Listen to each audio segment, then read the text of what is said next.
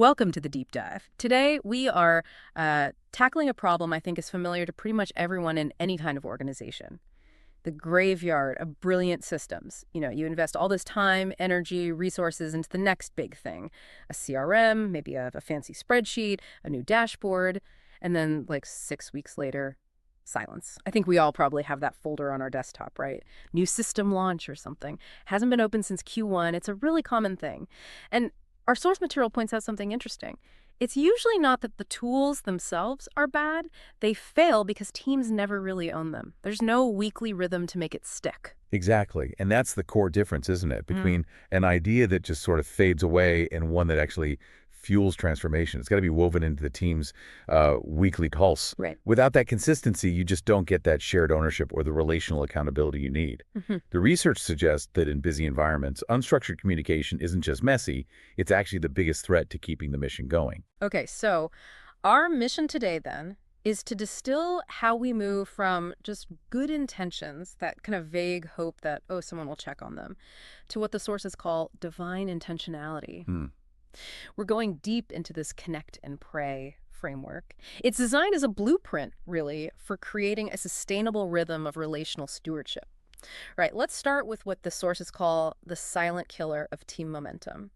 And it's not always about lack of effort. People are often working really hard. It's more this lack of alignment coupled with communication that's just sporadic, unstructured. And when you've got team members coming and going, demands piling up, things just drift. It gets fragmented, exhausting. Yeah, and that fragmentation, it goes way beyond just like logistical headaches. There's a foundational insight here that honestly changes everything. Yeah. The call to structure, it argues, isn't just operational, it's profoundly spiritual. Spiritual, okay. Yeah. When you see it that way, administration, that becomes an act Mhm. of worship. Tasks become stewardship. Organization itself is reframed as ministry. That's a big pivot. I mean, for a lot of people listening, that might sound like a bit of a stretch. How do you really bridge that gap between, say, tracking attendance and actual spiritual work? Well, the material connects structure directly to honoring the imago Dei, the image of God, in every single person. Structure becomes a language of value. So when you track a follow-up or you note down a prayer request someone shared, you're essentially communicating, we see you. Your presence matters. Your struggles, your doubts, they're not invisible to us. Mm. The absence of structure, on the other hand, inevitably means people fall through the cracks and feeling unseen. That's one of the most draining things in any group or organization. It feeds chaos. Okay, I get the emotional cost, the feeling unseen part, but what about the biblical backing for this? Are we just sort of slapping modern management ideas onto old texts, or is this idea of meticulous organization really there? Oh, it's profoundly there. The way God cares, according to these texts, is meticulously organized. Think about the census in Numbers 1, verses 2 and 3. That wasn't just bureaucracy for its own sake. It was an act of intimate knowing, ensuring accountability and order for this massive group of people on the move. Or even more directly, look at Jesus sending out the 72, that's Luke 10. He sends them in pairs, with very deliberate instructions, a clear focus. God's method is rarely random, it's organized, intentional. Structure is kind of the vehicle for delivering intentional love effectively. So to build a system that can actually carry the weight of real human care, you need that solid theological footing. This material pulls together three core philosophies, calling them the weaver's thread, that underpin this whole idea of relational sustainability. The first thread is connection as the loom of community. We have to start seeing intentional connection not just as nice, but as structural, strategic even. Ecclesiastes 4.9:12, a three-fold cord is not quickly broken. Just like a cord gets stronger with more strands woven together, teams get resilient when people are intentionally connected. Right. We often treat connection as like an optional extra, a social thing, but the sources call it a strategic defense. How does that actually work? For teams under pressure, maybe with volunteers burning out, how does seeing connection as this loom actually prevent collapse instead of just, making people feel a bit better? It prevents collapse because it distributes the support system. It creates shared vulnerability, but in a good way. Yeah. If one leader burns out, those intentional connections, that cord, can actually hold the community together. If someone disappears because of a crisis, those connections mean it gets noticed fast. It prevents that drift, ensures someone steps in. Connection becomes the resilience factor. It determines if stress breaks the team or potentially makes it stronger. Okay, that's a critical difference. So connection is structural. But then how do you stop the system itself from burning out the leader, the person trying to maintain all these connections? Which I guess brings us to the second thread. Exactly. That's the Jethro principle. Delegation as divine strategy. Remember Moses in Exodus 18, trying to handle every single dispute, every interaction himself. He was sitting there from morning till night, just wearing himself out and wearing out the people waiting. It was total gridlock. Jethro's advice was, well, radical wisdom for sustainable care. Appoint capable leaders over manageable groups. Thousands, hundreds, fifties, tens, break it down. So the point wasn't just efficiency, like getting through the queue faster. It was making sure everyone got timely attention, but without, sacrificing Moses on the altar of his own good intentions. Precisely. Delegation isn't weakness. It's not passing the buck. It's wisdom. It ensures everyone gets attention while protecting the shepherd, the leader, from exhaustion.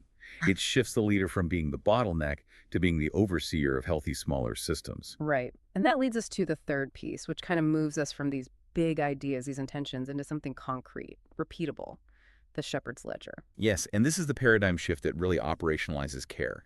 Good intentions are great, but they're flimsy. You hope you'll remember every detail, every person. Divine intentionality, though, is methodical. It's about translating that hope into actual tracking, praying for people, and personally engaging. The research uses Ezekiel 34.1112 as the model here. God says, I myself will search for my sheep and will seek them out. Your administrative system, your ledger, becomes the sort of earthly reflection of that divine search pattern. It's designed to make sure no one gets lost in the crowd. Okay, so we've got these deep theological, philosophical blueprints, fantastic, but how do we actually do it? How do we make this a repeatable, sustainable action? The core practical application here is this 15-minute connect and pray update. The sources call it the sacred huddle, and the key is it's non-negotiable, built right into your regular weekly meeting. And that brevity, that 15 minutes, that's the secret weapon for sustainability. Seriously, if it takes an hour, eventually it'll get bumped. But 15 minutes, that can become a reliable anchor in the week. And here's how it breaks down, focusing on the spiritual purpose, not just reporting. It starts with a round robin, 3 minutes. This is where you deliberately see the person, not just the task list. Each person shared one concise highlight, maybe a win, a challenge they faced, or just something they're grateful for from the past week. This lines up perfectly with Romans 12.145, right? Rejoice with those who rejoice, mourn with those who mourn. And the rule is strict. Focus on the person, not the project status update. Yeah, that quick injection of humanity right at the start stops the meeting becoming just cold and transactional. It forces that relational connection first. Okay, so 3 minutes for the human check-in. What happens in that core 7 minutes? Concern and coordination. Right. This is about rapid alignment. And it's focused specifically on relational gaps that you'd see in the shepherd's ledger. Updates are only about individuals who are flagged, say, yellow, meaning they need to follow up soon, or red, meaning they've been overlooked for a while. And the coordination part is crucial. The team confirms who is taking responsibility for the next step, for that timely intervention. So instead of a vague, oh, someone should probably call Jane this week. Which means nobody calls Jane. Exactly. Instead it's, okay, Jane is red on the ledger. Mark, you have the connection with Jane this quarter, right? Can you reach out and give us a quick update next week? It signs clear ownership. That's structured accountability. It stops that duplication of effort, or worse, everyone assuming someone else has got it covered. Okay, so we're 10 minutes in. How do we close it out? The prayer commissioning, 5 minutes. Precisely. This is where the awareness shifts into spiritual action. The huddle ends by actually operationalizing that command from Galatians 6.2, carry each other's burdens. The team literally assigns members to intentionally pray for one or two specific colleagues, or maybe members of their smaller flocks, throughout the coming week. It makes sure that spiritual care continues outside the meeting room and keeps the shepherds accountable to each other too. Okay, let's just walk through that quickly. Say a team of 5, 3 minutes, quick personal shares. 7 minutes, they look at the ledger, see maybe 2 people are red, need contact. They assign those contacts. In 5 minutes, they pray specifically for those individuals and maybe commission each other for the week's follow-ups. Meeting ends on time, mission focused. Relational health checked. That consistency week after week, that's where the power is. Now, for that 15-minute rhythm to really stick, to become permanent culture, not just a good idea, it needs a couple of key supporting components. These help distribute the load. The first one is relational ownership. This is this shift from just generalized goodwill, oh yeah, we all care about everyone, to intentional named care. It means assigning specific people responsibility for connecting with specific other people. The material suggests a flock of 10, is often a manageable number for one person to maintain meaningful connection without completely burning out. This protects the shepherd, the leader, by setting a really clear, defined boundary for their personal care load. Okay, but if I'm responsible for, say, 10 people, I need a way to track that without it feeling like, I don't know, kind of oppressive bureaucracy. Which brings us to the second component, the actual tool, the shepherd's ledger, centralized system. Yeah. How do you stop that feeling like surveillance? That's the critical friction point, you're right. The ledger has to be seen and used as a tool of service, not performance review. Its main job is preventing fragmentation and stopping duplication of effort. Everyone can see who's reaching out and when. It's just a shared record of care, nothing more. So for people listening, maybe thinking about what platform to use, a spreadsheet, a whiteboard. The sources seem pretty clear about keeping it simple. What are the absolute essential data points you need? Simplicity is definitely key. The bare minimum ledger needs columns like name, who the relational owner is, date to the last meaningful contact, maybe some key notes or prayer needs, and an next follow-up date. Keep the notes really brief, just enough to jog the memory and guide prayer. And to make that data useful, like instantly scannable in that quick 7-minute coordination window during the huddle, the research really stresses using visual health indicators. Yes, color coding is huge here. Gives you instant insight, guides the team straight to where action is needed. Green might mean connected recently, all good. Yellow could be follow-up needed soon. And red signals no meaningful contact in maybe over a month. That requires immediate coordination in the huddle. That visual urgency focuses the team's very limited time right where the relational need is greatest. We should probably touch on implementation challenges briefly. What about things like high volunteer turnover? That's pretty common in demanding environments. How does the system cope with that? Yeah, the material suggests tackling turnover with, well, more intentional structure. When a new person joins, they immediately get assigned a buddy, someone responsible for walking them through the connect and pray protocols, getting them onboarded into the team rhythm right away.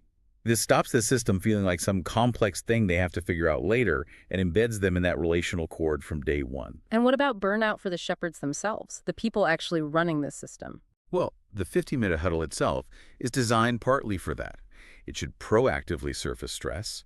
If a leader is overwhelmed, it should come out in that check-in or be visible in the ledger follow-ups.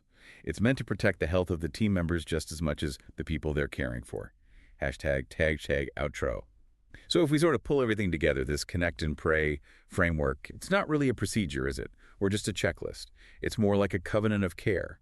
It aims to translate what feels like admin into genuine soul care. It turns metrics into ministry, ensuring every person feels seen, supported, and spiritually held within a system that's actually robust. Yeah, it comes back to that intentionality, doesn't it? The thing that holds the mission together. We're reminded of that counsel in Colossians 3:23. Whatever you do, work at it with all your heart, as working for the Lord, not for human masters. The real measure of success maybe isn't just the output, the stuff we can see. It's that enduring thread of connection and prayer that keeps the whole thing going through thick and thin. And the source material offers this really powerful shift in perspective for leaders, too. It suggests viewing your role maybe as a seasonal guide, not always a lifelong shepherd. Our stewardship is often temporary, right? So knowing that, we have to think about making the system of care endure beyond us. If you accept your leadership might just be for a season, then what's the one commitment you need to make maybe this week to ensure that 15-minute huddle, that ledger, becomes so ingrained in the team's culture that they actually leave a lasting, sustainable legacy for whoever comes next?